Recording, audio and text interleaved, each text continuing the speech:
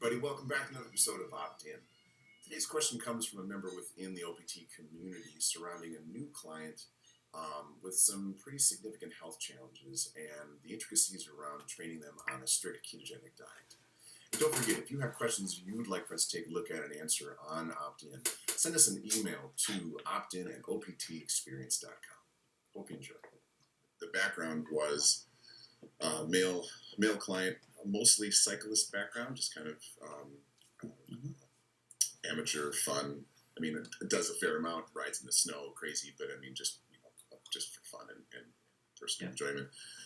Excuse me. And had prostate cancer years ago. I think went through, I didn't get the details, it sounds like they went through more traditional medical therapies, got through it. It's been pretty good for years. Unfortunately, PSA recently came back. Seems like now it's coming back. So the person is looking elsewhere versus going back to more traditional approaches. So the person came to the coach pretty much having transitioned over a month period of time to a very strict, ketogenic diet. He's measuring ketones in the morning, that whole deal. So the question then around, with that being the constant, and the client really looking to find an intelligent way to train and doesn't really know how to put it all together relative to this new approach, nutrition-wise, what are the kind of either short, medium, or long-term progressions thinking in terms of training? Yeah. Well, I only play a doctor when I stand up in front of a coach. Sorry, I knew the laughter was going to bring on the coughing. I apologize for that. But in all seriousness, in that manner, the first thing that comes to mind is to just stay away from oxygen, because as much as when you get high turnover, when you increase, thermoregulation, when you increase free radicals, and when you increase oxygen flow in and out, you just want to basically ensure that you're not going to cause any kind of stress that's going to cause an increase in the current state of homeostasis that the person is dealing with. So in a cancer situation, or in let's call it a disrupted homeostasis situation, the last thing we want is any form of stress. And any sugar, really. So obviously the ketogenic diet is a great way to go away from it. And the first thing it should be based upon that is, like, don't do intense cardiovascular activity. Don't do intense aerobic activity. I would, largely focus more on CNS development and stuff that is structurally sound and is low stress. Because you can't take training as the picture here. It's about life and death. Right? So it's not about your performance to make you, finally get, some real good 2 years out of your life and let's do as intense as possible. No, you have to say, how can I make you, with the correct kind of anabolism,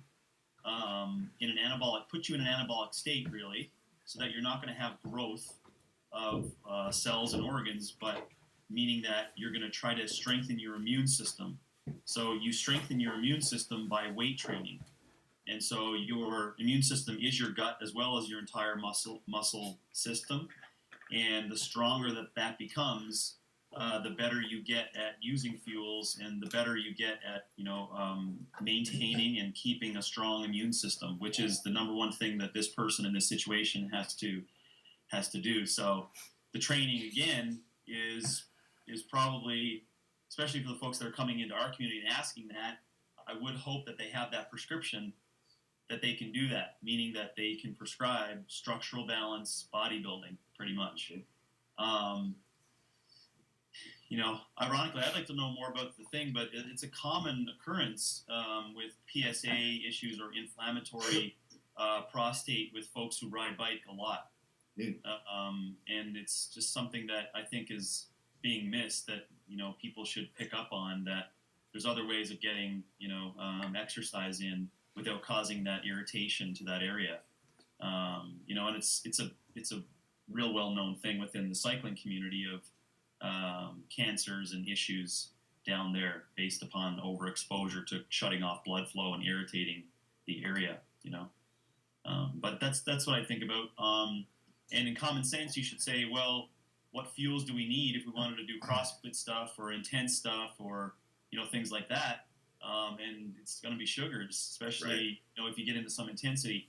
Now, in hindsight, the person could be so aerobic that they can't go intense and start using that pathway. So it is possible you could do, incorrectly, even intense intervals, and they'll keep it aerobic simply because of how aerobic they are, if that makes sense. Like their CNS is not developed enough to make it glycolytic.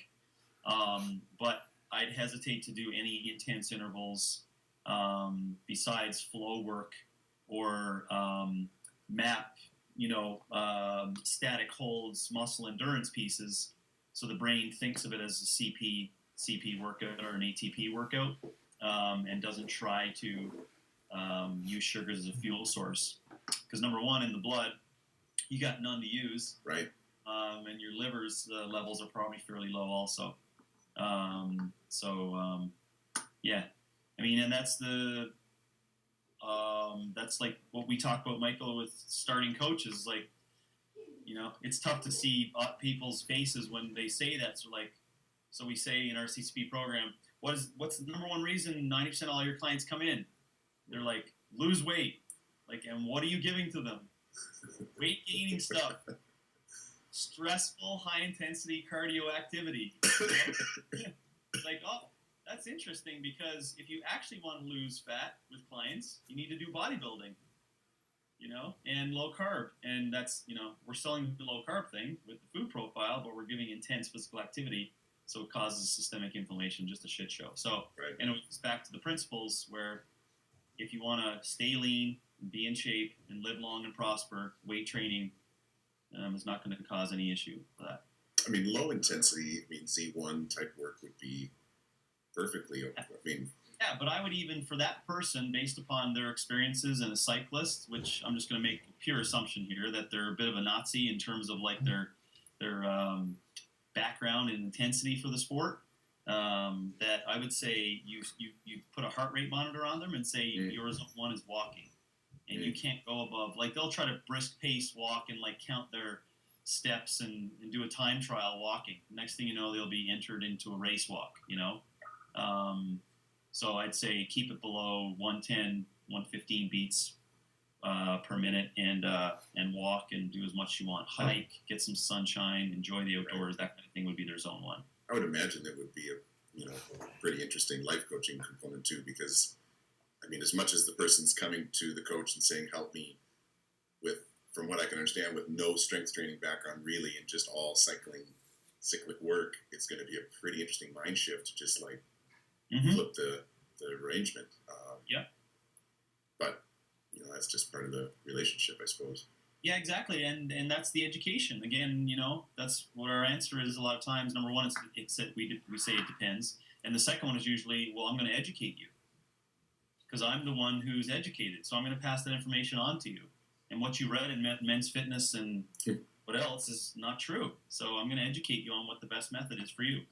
Have you known clients or people that have been on a ketogenic program for a significant amount of time? And does that, if I was doing a little bit of reading before I came here, because I'm not that familiar, I'll admit, and I noticed that it kind of evolves and can become more challenging as the body progresses. Just some thoughts or experiences around, like, they're in the short-term kind of phase 1, early stages of it. What if we play out 6 months, a year, 2 years from now? Yeah. Are there just things to look out for, to watch for, etc.? Jeff Gerbat, our doctor and our team that we were working with up in Calgary, as well as Rob Wolf, and I have had, unfortunately, we had some people that are close to us that passed away due to that, but they certainly tried the ketogenic format to decrease proliferation. And Dr. Gerbat and them, though, have had some good success with that, or that style of dieting, whether it be a Swiss detox style, which is still fairly low carb, but it's low calorie as well, and then also a pure ketogenic style version, depending upon who the person is and how they absorb nutrients and if they can actually break down the proteins, because that's an issue as well. So there's more to it than just ketogenic. There's got to be a further investigation. But yes, he would I'm speaking for him, but they've had success with people within those situations that has helped them through their therapy or through other, let's call medical means, and has had some success long term with it. If that's what your question was, if it's in a non-cancerous or non-sick state, I would say it's bulletproof, really. The ketogenic diet, and if it's done correctly with the right kind of quality of fats and protein, it's arguably it's a tough argument against it. The argument would be that people's constitution is low, and so they have low resiliency, and so systemically they may not be able to break down the proteins relative to stress, and low acids or food sensitivities causing issues with that. So you can see all that shit has to be fixed first. But generally, if we can push them into that, like we call it phase 3 in our nutrition program, we can push most people into that with clean proteins and vegetables. Then it's a tough argument for longevity. And with, there's some information out there about potentially even preloading with a little bit of carbs prior to training, maybe.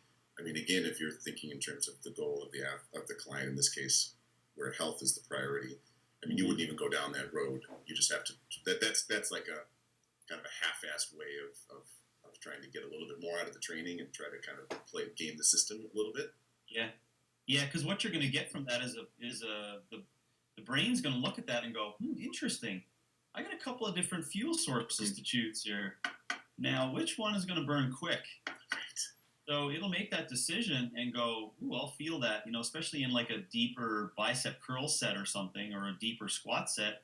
After 30 seconds, the brain's going to be like, that's kind of nice. I can use that effectively. And then you're going to get an adrenaline push from that because of lactate accumulation. And, it will increase growth hormone, which may not be the necessary greatest thing for someone who has issues with their organs as well. So it just makes sense just to keep it good time under tension, but not in extended pieces, so that it increases the glycolytic pathway. And I wouldn't suggest the sugar beforehand, just to kind of add some fuel to the fire. Allow them to work off their own fuel utilization, which during exercise will primarily be fat and oxygen, because they won't have a lot of sugars to choose. Would it be fair to say too? I know when we were working years ago, and I was dealing more from an adrenal question perspective, but using the face and that kind of exertion, just the perception of exertion is also another metric of we don't want to go there either, right? You want to say it needs to be happy face, first rep and last rep. Use that. Use the rate of perceived exertion. Constantly have discussions with people. Most times, if it's done incorrectly, for those who do it and they're like, wow, this is what James talked about, they'll have that food profile, and then they'll get into their second workout, and you'll do movements which you think are fine, but then 15 minutes in, they'll be like, oh, I need some orange juice or something. So just a blood sugar drop, and that means that you may have tipped the scales to the adrenaline side a little too high, and the body wanted to burn sugar for survival because it needed it for the brain to actually think about what it needs to do next. And you may get a drop. So, that's happened before. So you just got to be cautious of it, and then know about that. I made that mistake before too. In an assessment, done some capacity stuff with people and analyzed their food. I was like, yeah, this is good. You're good to go, and then did their capacity stuff, and they completely blacked out, and then I go back and look at their food. I was like, it's all good. And then, describe to what you've had the past couple of days. They're like, oh, I've had eggs and celery and, a few almonds. And I'm like, you had 10 grams of carbs over the past 3 days, They're like, oh yeah, that was past 3 days. The food profile before is what I filled out. I was like, oh Jesus, so that can be a mistake as well, just to kind of notice. Beautiful. Thanks as always, and we'll catch you soon. Yeah, take care of yourself. All right. Thanks, James.